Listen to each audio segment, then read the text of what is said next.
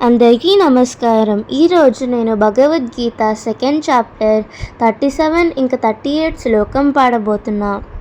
హతో వా ప్రాప్స్యసి స్వర్గ్యం జిత్వా వా భోక్ష్యసే మహిం తస్మాదుత్తిష్ట కౌంతేయ యుద్ధాయ కృతనిశ్చయః సుఖదుఃఖ సమే కృత్వా లాభాలాభౌ జయాజయౌ తతో యుద్ధాయ యుజ్యస్వ నైవం పాపం అవాప్స్యసి.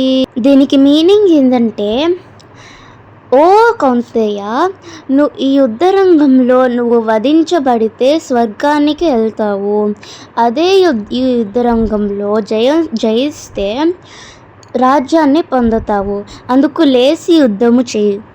జయాపజయాలు, లాభ నష్టాలు, సుఖదుఖాలు ఇవేవి ఆలోచించకుండా నువ్వు యుద్ధం చేస్తే పాపము కలగకుండా ఉంటుంది అని కృష్ణుడు అర్జునుడితో చెప్పారు.